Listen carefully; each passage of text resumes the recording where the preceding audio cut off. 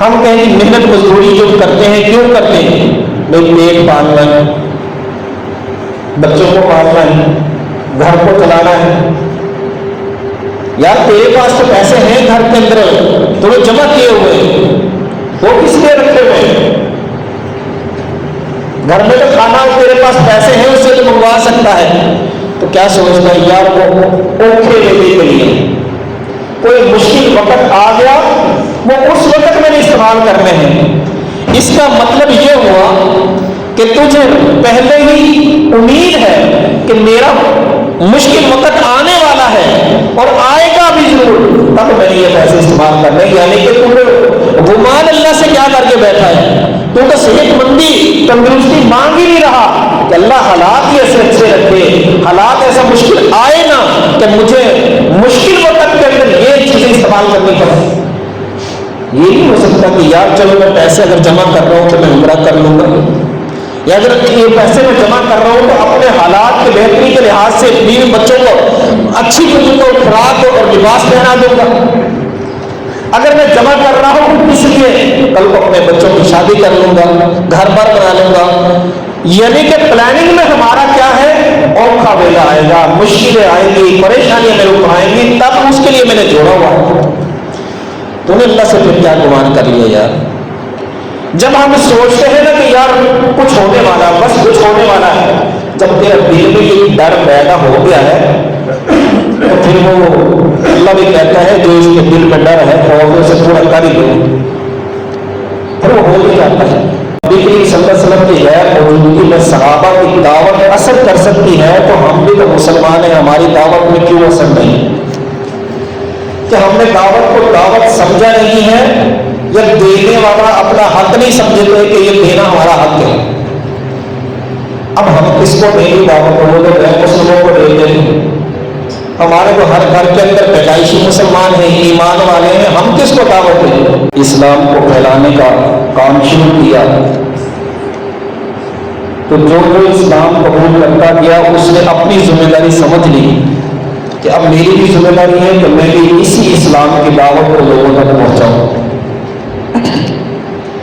اور صحابہ کرام نے حقیقت کے طور پر اسلام کی دعوت کو عام کیا،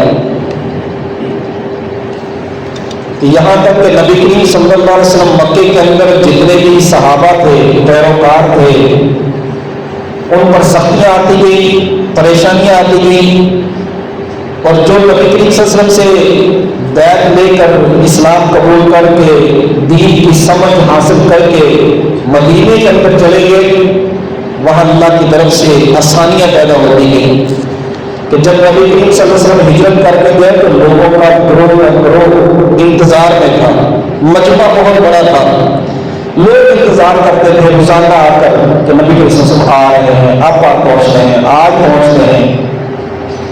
کتنا بڑا ایک حسین منظر تھا وہ، کہ لوگوں کا شوق کتنا تھا، جذبہ کتنا تھا کہ سخت گرمی کے باوجود انتظار میں بیٹھے رہتے کہ اب نبی کریم صلی اللہ علیہ وسلم ہمیں نمودار ہوتے ہوئے نظر آ جائیں گے۔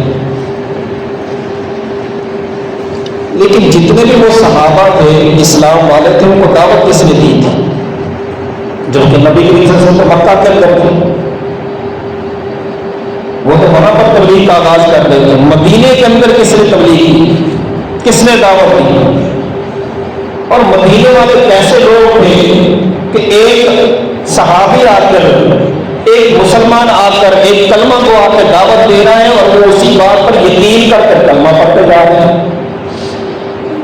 اور جب وہ مجمع اکٹھا ہوتا، کوئی 10 کا، کوئی 12 کا، کوئی 18 کا، کوئی 20 کا، تو حج کے دنوں کے اندر صرف لے کے جا کر نبی کریم صلی اللہ علیہ وسلم سے ملاقات کروا دیتے۔ نبی کریم صلی اللہ علیہ وسلم کی غیر موجودگی میں صحابہ کی دعوت اثر کر سکتی ہے، تو ہم بھی تو مسلمان ہیں، ہماری دعوت میں کیوں اثر نہیں؟ کہ ہم نے دعوت کو دعوت سمجھا نہیں ہے، یا دینے والا اپنا حق نہیں سمجھتے کہ یہ دینا ہمارا حق ہے۔ اب ہم کس کو دیں گے دعوت؟ وہ تو غیر مسلموں کو دے دیں، ہمارے تو ہر گھر کے اندر پیدائشی مسلمان ہیں، ایمان والے ہیں، ہم کس کو دعوت دیں؟ یہ چیز ہماری سمجھ کے اندر ہے کہ ہم کس کو دعوت دیں، کس کو دیں۔ جس کو دیں گے وہ یہی بات کرتا ہے تو بندہ حاضر ہے، ٹھیک ہے، تو اپنے قبر سے جانا اپنی قبر سے جانا, چپی کروا دیتا ہے.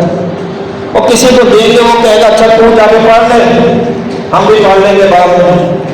ہم پھر افسردہ ہو جاتے ہیں, کیا کریں گے, کس کو دعوت دیں, کیسے دیں.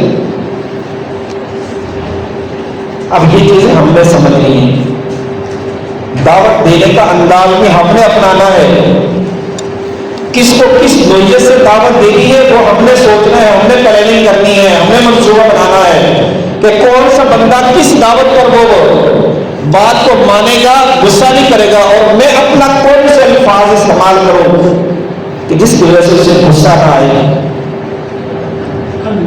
ہم نے اگر خیر خواہی اس کے ساتھ کرنی ہے تو دنیاوی مفاد تو ہے نہیں ہم سے کہ ہم اسے دنیاوی مفاد لینے کے لیے ایک تعریفیں اس کی کرنی شروع کر دیں. تو بڑا چنگا ہے, تو فلاں ہے, تو یہ ہے, لہٰذا وہ کیا کر مجھے پیسے دے دے, یا فلاں میرا کام کر دے, یا میرے ساتھ چل, فلاں مجھے جو معاملہ ہے اس کو حل کروا دے.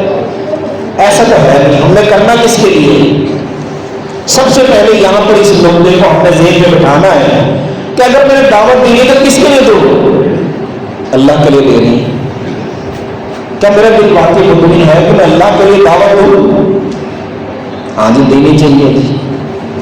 جب میں دعوت کا اپنا ذہن میں اسکیچ بناؤں گا, ایک منصوبہ بناؤں گا کہ یار میں نے فلاں بھائیوں کے پاس ملنا ہے, ان کو دعوت دینی ہے, ان کے حال چال پوچھنا ہے, سلام کرنا ہے, حال چال پوچھنے کے بعد اپنے ان کے معاملات پوچھنے, گزر بسر پوچھنا ہے, پھر اپنی ہی باتوں کے اندر اسلام کے بات بھی ہم نے کرنی ہے.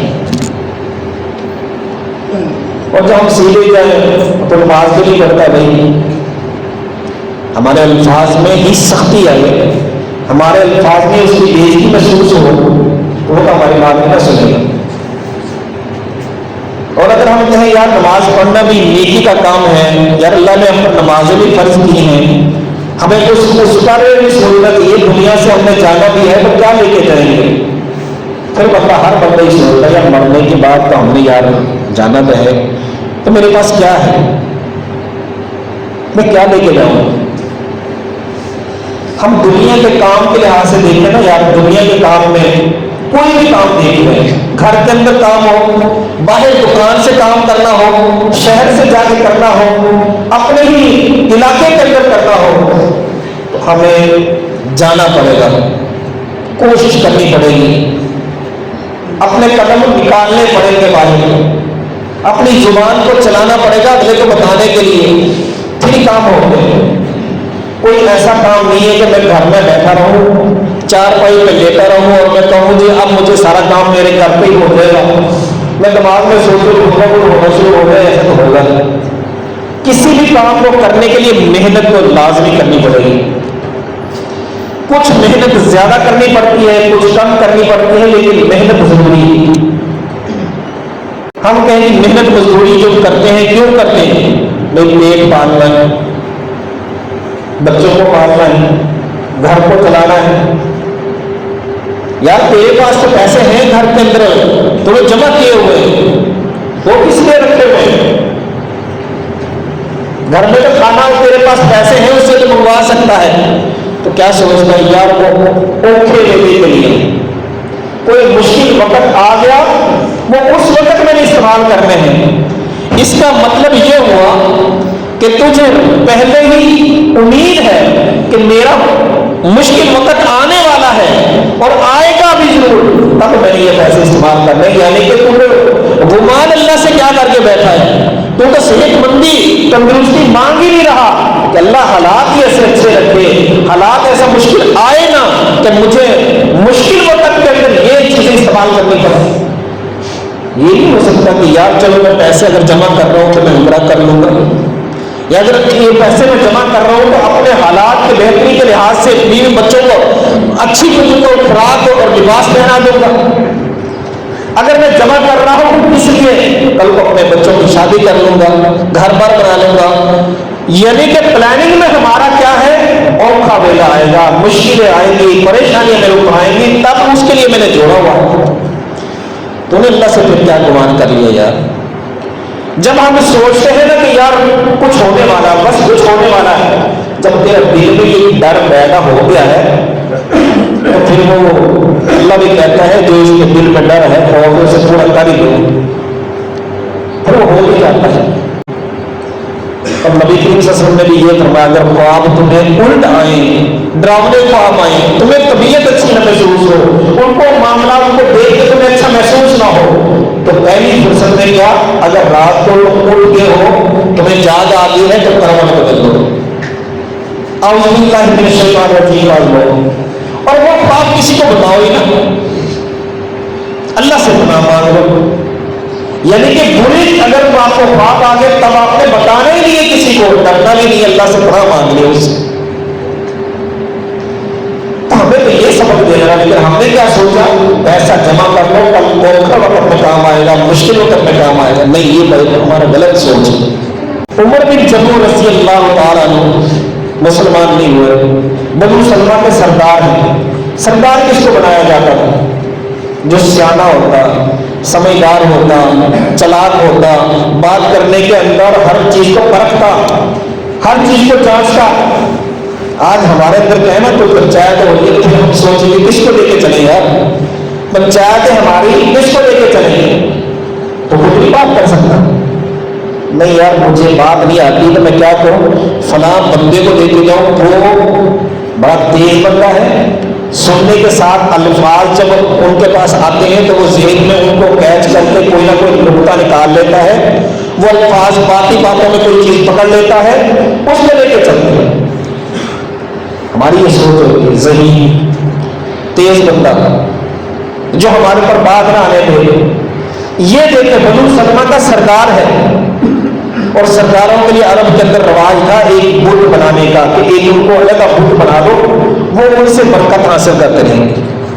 اور یہ اس کے بعد جو بت تھا وہ لکڑی کا تھا، لکڑی کا بت ہے، اور اس کو پھر وہ سجا کر اس سے اپنی خواہشات پوری کرواتا۔ کیسے کرواتا کہ جہاں پر بت تھا اس کے پیچھے ایک بوڑھی اماں کو کھڑی کر دیتا، بوڑھی عورت کو، اور یہ ادھر سے بات کر رہا ہوتا، اپنے بت کو اپنے حاجات بتاتا، اور بوڑھی اماں جو اس کے ذہن میں جو بھی آتا وہ اس کو پلٹ کے جواب دے رہی ہوتی۔ اس کا عقیدہ یہ بن گیا کہ میں جو دعا کر رہا ہوں، جو التجا کر رہا ہوں، جو مانگ رہا ہوں، وہ بت تک پہنچ رہی ہے، اور بت جو ہے اس مائی کے ذہن میں القا کر رہا ہے، باتیں ڈال رہا ہے، وہی کر رہا ہے، جیسے وہ ڈال دیتا ہے کہ یہ مجھے بتا دیتی ہے اور مجھے ایسے کرنا پڑتا ہے۔ اب یہ اپنے بت کے پاس گیا، حالانکہ اس سے پہلے اس کے بیٹے کتنے 3 بیٹے ہیں، معاذ، معوذ اور خلاد رضی اللہ تعالیٰ عنہ۔ مصعب بن عمیر مدینے کے اندر موجود ہیں، انہوں نے دعوت دی ہے، ان کے 3 بیٹے مسلمان ہو چکے ہیں، کلمہ ہوا، اور ان کے ساتھ ان کا دوست جگری تھا معاذ بن جبل رضی اللہ عنہ، وہ بھی مسلمان ہو گیا۔ بیٹوں کو دیکھ کر ان کی ماں یعنی کہ عمر بن جموع کی بیوی وہ بھی مسلمان ہو گئی۔ اب وہ پریشان ہے، دیکھیں بیوی پریشان ہو گئی ہے کہ میرے خاوند کی عمر 60 سال ہو چکی ہے، کہیں یار یہ شرک کے اندر فوت نہ ہو جائے، اس کو فکر ہے کہ یہ مسلمان بھی یہ بھی ہو جائے، اور خاوند کی اس بات پر پریشان ہے کہ مصعب بن عمیر آ گیا ہے، وہ ہر گھر کے اندر جا کے تبلیغ کر رہا ہے، لوگ مسلمان ہو رہے ہیں، کہیں میرا گھرانہ اسلام والا نہ ہو جائے۔ یہ فکر ایک مشرک ہے، اس کو فکر ہے کہ میرا گھر بے دین نہ بن جائے، اور ایک بیوی ہے جو اسلام والی ہے، وہ بھی چاہ رہی ہے، اس کی خواہش ہے کہ میرا بندہ مسلمان ہو کے فوت ہو، کہیں ایسے کفر کے نہ فوت ہو جائے، مشرکوں کے نہ فوت ہو جائے۔ یہی چیزیں تو ہمارے اندر ہونی چاہیے یار۔ ہمارے گھروں میں کتنے نمازی ہیں، یہ چیز ہمیں بھی تو سوچی ہے کہ ہم نہیں چاہتے کہ میں اگر جنت میں نمازی بن گیا ہوں، میں جنت میں جاؤں تو میری اولاد بھی ساری جنت میں جائے، میری بیوی بچے بھی سارے جنت میں جائیں۔ اگر یہ تڑپ رہے گی ہمارے دل میں تو کچھ نہ کچھ تو بات کریں گے نا، اور جب تڑپ ہی نہیں ہے تو بات کیسے ہوگی بھائی؟ اگر تڑپ نہیں ہے تو بات ہم کر بھی نہیں کہ اس کا اثر نہیں ہوگا۔ یہ تڑپ کی وجہ سے ہی دعوت دی جاتی ہے، تڑپ کی وجہ سے ہی اگلے کے اوپر اثر کرتی ہے، اور دعاؤں کے اندر بھی اگر تڑپ ہو تو اللہ کی قسم اللہ ان دعاؤں کو بھی رد نہیں کرتا ہے۔ جو جو توجہ سے مانگی جاتی ہے وہ اللہ پوری بھی جلدی کر دیتا ہے، لیکن ہماری دعاؤں میں بھی توجہ نہیں ہوتی، مانگنے میں بھی توجہ نہیں ہوتی، اور پھر ہم شکوہ، ہمارا رب ہم سے سنتا ہی نہیں، ہمارا رب ہماری سنتا ہی نہیں ہے، یہ شکوے نہیں ہونے چاہیے۔ اب دونوں کو طلب ہے، اور بیوی اپنے خاوند کے پاس جاتی ہے تو خاوند اسے کہتا ہے خبردار خبردار ہو جو کہ موسیٰ بن عمیر ہر گھر کے اندر دعوت دے رہا ہے، اسلام کا پرچار کر رہا ہے، کہیں ہماری اولاد اور ہم اس کے اندر نہ پھنس جائے، اس کی باتوں میں نہ آ جائے، کہیں بچ کے رہنا۔ بیوی کہتی ہے ٹھیک ہے جیسا آپ کا حکم، حالانکہ مسلمان ہو چکی ہے لیکن فرما برداری ایسی ہے، اطاعت ایسی ہے کہ آپ کا حکم سرام ہو کر ہم ایسا کام نہیں ہونے دیں گے، لیکن میں ایک بات کہتی ہوں، کیا کہتی ہوں کہ معاذ کچھ باتیں سن کے آیا ہے موسیٰ بن عمیر کی مجلس سے، کچھ اس سے سن لو کیا وہ کہتا ہے، اس نے یاد کی نہیں، تو موسیٰ عمر بن جموع رضی اللہ عنہ کو غصہ آ جاتا ہے، کہہ رہا کیا میرے پیچھے سے تم مسلمان ہو گئے، تم نے وہ باتیں شروع کر دی سیکھنا اور مجھے علم بھی نہیں ہے۔ اللہ اکبر۔ تو بیوی کیا کہتی ہے، نہیں ایسا معاملہ نہیں ہے، آپ ایک دفعہ سن لیں، وہ تو اس کی مجلس میں ویسے ہی گیا تھا اور اس نے اس مجلس میں سے جو باتیں اس نے کی وہ یاد کر لی، اور یاد کر کے وہ آ گیا، اگر آپ سننا پسند کریں تو ٹھیک ہے، غصہ ٹھنڈا ہو جائے، اس کا مطلب ہے مسلمان نہیں ہوا، ویسے ہی گیا تھا مجلس میں اور اس نے باتیں سن لی آ گیا۔ اللہ اکبر۔ کہتا چلو میرے بیٹے کو بلاؤ، اور بیٹے کو بلایا گیا، ہاں میرے بیٹے بتا تو موسیٰ بن عمیر کی مجلس سے کیا سن کے آیا ہے؟ بیٹا کیا کہتا ہے؟ بیٹا قرآن مجید کی سورہ فاتحہ پڑھ کے سناتا ہے، الحمدللہ رب العالمین الرحمن الرحیم مالک یوم الدین۔ بات کو سننے کے بعد کہتا ہے یہ تو بڑا عمدہ کلام ہے یار، کیا اس کی ہر باتیں ایسی ہی عمدہ باتیں ہیں؟ کہتا ہاں اس کی ہر باتیں اس سے بھی عمدہ ہیں، اسی لیے تو ہمارے ساری قوم جو ہے مسلمان ہو گئی۔ اب فوراً بیٹا کہتا ہے ابا جان آپ بھی مسلمان ہو گئے نا، ہم بھی اس کا کر پیچھے اس کے پرچار میں اسلام قبول کر لیتے ہیں، ہم بھی اس کی بات مان لیتے ہیں۔ عمر بن جموع بڑا غصے میں ہوتا ہے، خبردار یہ بات نہیں کرنی، کیا کرنا بھی، میں اپنے بت سے جا کے مشورہ کروں گا، بت کا نام منات، میں اپنے منات سے مشورہ کروں گا کہ کیا میں اسلام قبول کر لوں کہ نہ کروں۔ بیٹا کیا کہتا ہے ابا جان بت نے نہ بات کوئی سننی ہے نہ کوئی جواب دینا ہے، آپ اس سے کیا باتیں کریں گے؟ پھر غصے میں آیا تھا، ظاہر اس نے 60 سال اس کی عبادت کی ہے، اب اس کے بارے میں برے الفاظ میں کوئی بات کرے سنے، غصہ چڑھ گیا۔ میں نے کہہ دیا نا خبردار، جب تک میں اپنے بت سے مشورہ نہ کر لوں، اپنے مناظ سے مشورہ نہ کر لوں، میں اس بات کو آگے نہیں کر سکتا، اسلام میں قبول کر سکتا۔ اللہ اکبر۔ آخر کار منات کے پاس جاتا ہے اور پھر اسے کیا کہتا ہے، اے میرے منات تجھے پتا ہے، تجھے علم ہے کہ موسیٰ بن عمیر جو ہے وہ ہر گھر کے اندر دعوت اسلام کا پرچار کر رہا ہے، محمد صلی اللہ علیہ وسلم کا پیروکار لوگوں کو بنائی جا رہا ہے، وہ تیرے عبادت کے علاوہ کسی کو نقصان میں نہیں پہنچانا چاہ رہا، کیا تو یہ چاہتا ہے کہ میں بھی اس کی بات مان لوں؟ کیا تو چاہتا ہے یہ؟ اب بت کے پاس وہ آئی تو مائی جو اس نے کھڑی کی، جو پہلے ایک عورت کھڑی ہوتی ہے، اب بت نے کیا جواب دینا تھا؟ بت خاموش، کچھ دیر خاموش رہا یہ عمر بن جموع، پھر کہتا ہے او اچھا منات غصہ نہ کرو، مجھے پتا چل گیا آپ غصہ ہو گئے ہیں، ناراض ہو گئے ہیں، لہذا اب میں یہ بات نہیں کروں گا، آپ خاموش ہو گئے، آپ غصہ نہ ہو بس۔ وہ تو جواب دیتا تو غصہ کرتا نا، اس نے سمجھا یہ جواب نہیں دے رہا، پہلے تو مائی کھڑی ہوتی ہے وہ جواب دے دیتی تھا، اس نے مائی تو کھڑی کی اور ڈائریکٹ مجھ سے بات کر رہا ہے، بھوک نے پھر کیا جواب دینا ہے؟ اب یہ سمجھا اس نے جواب نہیں دیا لہٰذا یہ مجھ سے ناراض ہو گیا ہے، اب کہتا ہے بنات تو مجھ سے ناراض نہ ہو، میں یہ بات نہیں دوبارہ کروں گا، مجھ سے غلطی ہوتی ہے، اب مجھے معاف کر دے، میں چند دنوں کے بعد دوبارہ آؤں گا، جب تیرا غصہ ٹھنڈا ہو جائے گا تب پھر دوبارہ اس بارے میں مشورہ کر لیں۔ اللہ اکبر۔ دیکھیں اسلام کی دعوت کے لحاظ سے اب یہ کیا کرتا ہے، یہ اپنے بستر پہ سو جاتا ہے۔ اس کے بیٹوں نے کہا جب تک اس اپنے باپ کے دل سے اس بت کی محبت کو ختم نہیں کیا جائے گا، یہ اسلام لانے والا نہیں۔ کیا یہ چیزیں ہیں ہمارے اندر بھی؟ ہمارے دلوں میں جب تک محبت رہے گی وہاں پر اللہ کے نبی صلی اللہ علیہ وسلم کی محبت آ سکتی، اللہ کی محبت آ سکتی نہیں۔ اب ہم کہیں گے ہمارے اوپر اٹیک کر دیا، ہم تو پہلے مسلمان ہیں، ہمارے اندر محبت کیوں نہیں ہے؟ ہم تو بڑی محبت کرتے ہیں۔ میرے بھائیوں ذرا ہم اپنے اوپر غور کر لیں، کس کس چیز کو ہم دہرائیں اور کس کس چیز کو بار بار آپ کو یاد دہانی کروائیں۔ اگر محبت ہوتی اللہ کی قسم، چاہے اللہ کی اور اس کے رسول کی، تو میرا پورا جسم نبی صلی اللہ علیہ وسلم کی سنت سے لبریز ہوتا۔ ہمارے گھروں کے اندر اسلامی باپردہ عورتیں ہوتی، بچیاں ہوتی۔ اب ہم دیکھیں ہمارے اندر محبت کیسی، جو ہمیں یہ کام کرنے نہیں دے رہی، جو اسلام پر چلنے نہیں دے رہی، وہ آپ لوگوں کا اندازہ لگائیں۔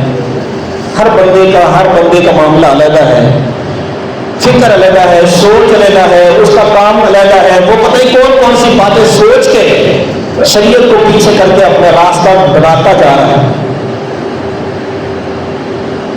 تو اب یہاں پر کیا ہے، جب تک اس کے دل سے محبت خود کی نہیں نکلے گی، اسلام کی محبت نہیں آ سکتی۔ اس کو ختم کیسے کرنا ہے؟ تینوں بیٹے جب باپ سو گیا، تینوں بیٹے اور اس کا دوست معاذ بن جبل رضی اللہ تعالیٰ عنہ نے اس بت کو پکڑا، اٹھایا، باہر لے گئے، اور جہاں مدینے کی عورتوں کے گندا گٹر کچرا پھینکا ہوتا تھا، اس کو وہاں پر پھینک دیا، پورا کرکٹ کے اندر پھینک کے آئے اور خاموشی سے آ کے سو گئے۔ صبح باپ اٹھا ہے، عمر بن جموع جا کے اپنے منات کو، اپنے بت کو سلام کرنے گیا تو حیران ہو گیا، وہاں بت نہیں ہے۔ اب غصے میں آ گیا، میرا منات کہاں گیا، کس نے اٹھایا؟ جس کی محبت زیادہ ہو اس کے الفاظ بھی زیادہ نکلتے ہیں۔ اب آپ خود سوچو اس نے کیا کہا ہوگا، اس محبت میں کتنا غصہ ہوا ہوگا، اور گھر والوں سے کوئی جواب نہیں ملا، کچھ بھی، ہمیں کیا پتا۔ باہر نکل گیا، تلاش کرتا ہے جگہ جگہ پر، بولتا جاتا ہے، بڑبڑاتا جاتا ہے غصے کے اندر۔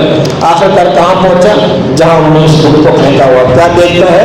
کچرے کے ڈھیر کے اندر وہ الٹا منہ پڑا ہوا، اسے اٹھایا، صاف کیا، دھویا، اسے خوشبوئیں لگائیں، لا کر دوبارہ اپنے گھر میں اسی جگہ کھڑا کر دیا،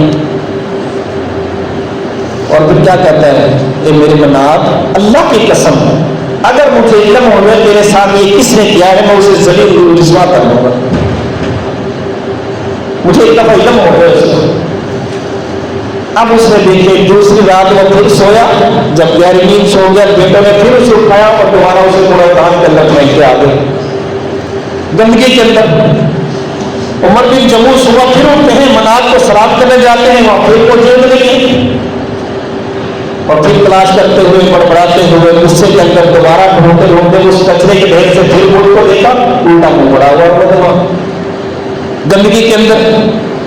اسے پھر اٹھایا، دھویا، صاف کیا، خوشبو لگا کے دوبارہ کھڑا کر دیا اور کہا، منات مجھے علم نہیں ہے، اللہ کی قسم مجھے علم نہیں ہے تیرے ساتھ یہ معاملہ کون کرتا ہے، اگر پتہ چل جائے نا تو میں تیرا اس سے بدلہ لے لوں گا، میں اسے ذلیل و رسوا کر دوں گا، لیکن اب تو ایسے کر، میں اپنی تلوار تیرے گلے میں لٹکا دیتا ہوں، مجھے تو علم نہیں ہے لیکن تجھے پتا ہے کہ کون بندہ تیرے ساتھ یہ معاملہ کرتا ہے، یہ میری تلوار تو رکھ لے اور جو آئے اس کے ساتھ اپنا دفاع کر لینا۔ بت کر سکتا ہے؟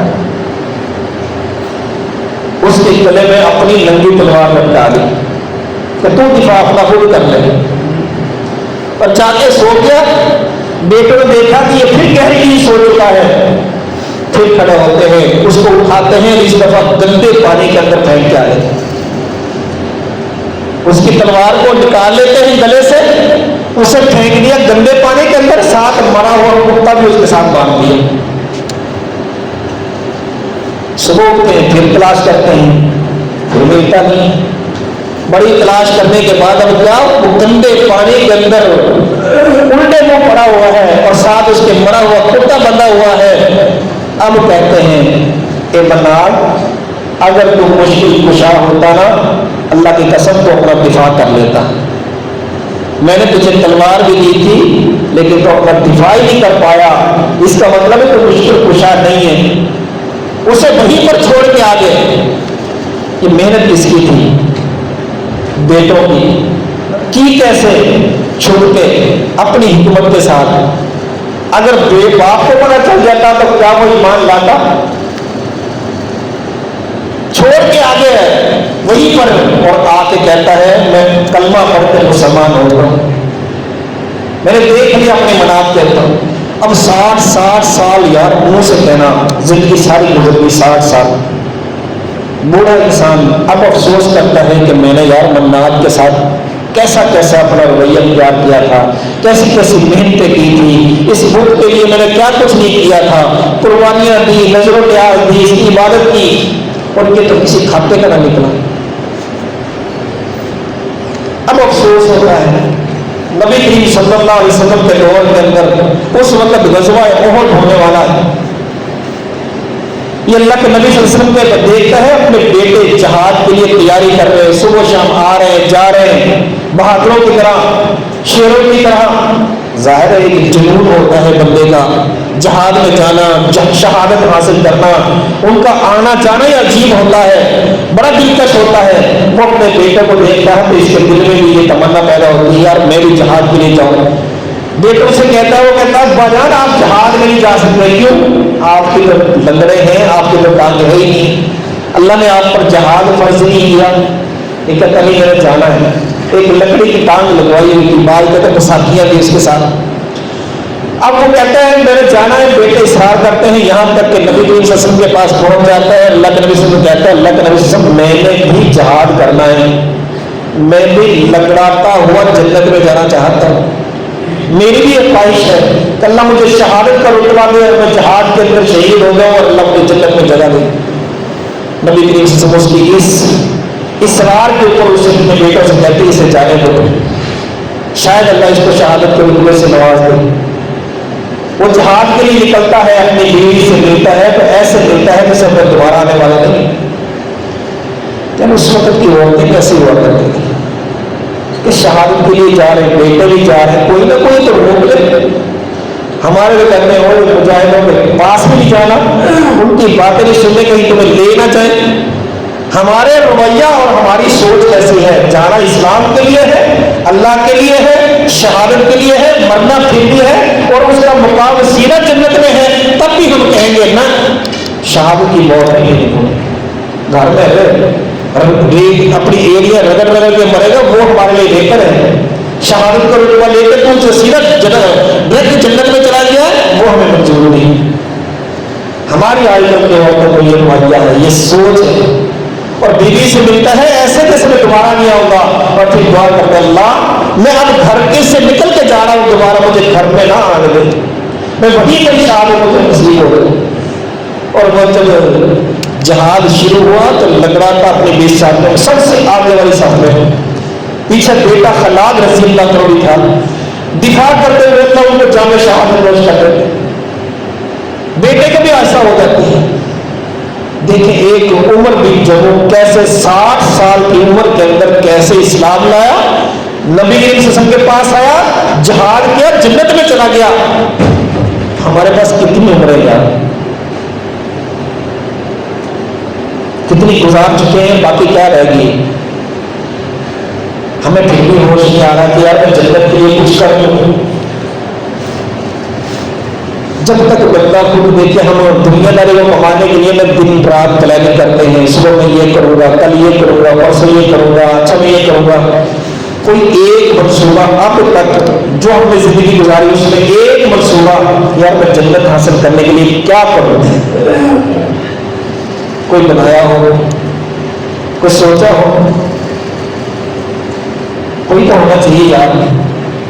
جنت وہ ہے جو ساری روحیں زمین کو بھی اگر دے دے تو اس کا 1 انچ لینا وہ فائدہ مند ہے۔ ساری زمین دے کے جتنے زمین و آسمان میں ہیرے جواہرات سونا چاندی ہے، ڈالر ہے، پیسہ ہے، جتنے بھی سب کچھ لے لیں اور جنت کی 1 انچ جگہ مل جائے نا، اللہ کی قسم وہ انسان کامیاب ہے۔ اس کے لیے کوئی تیار نہیں ہے یار ہمارا، ہم سوچتے بھی نہیں ہیں اس کے بارے میں۔ دیکھی جائے گی یہی ہمارا ہوتا ہے، اور کیا ہوتا ہے؟ تو اللہ نے ایک موقع آپ کو دیا ہے، ہم سب کو دیا ہے، کتنا موقع ہے، اس سے فائدہ آپ نے اٹھانا ہے، کب اٹھانا ہے؟ آج کا دن کو سوچے، آج میرے پاس ہے، آج میں جنت خریدنے کے لیے اللہ کو کیا دوں، جنت حاصل کرنے کے لیے کون سا عمل کروں، اللہ کی رضا کے لیے میں کس کے ساتھ بھلائی کروں کہ اللہ اس سے خوش ہو جائے۔ اگر اللہ کی قسم آج آپ سوچ لیں گے تو انشاءاللہ جنت آپ کی ہے، اور اگر بغیر سوچے آپ نے دنیا کے اندر ہی پھنسے رہے اور موت اپنی کب آ گئی، پھر آپ کو بھی سوچنا کہ آپ نے اللہ کو اپنی زندگی کا حساب کیسے دینا ہے، اعمال کون سے لے کے جانے ہیں، اور جنت کیسے حاصل کرنی ہے۔ اللہ پاک سے دعا، اللہ پاک صحیح معنوں میں عمل کرنے کی توفیق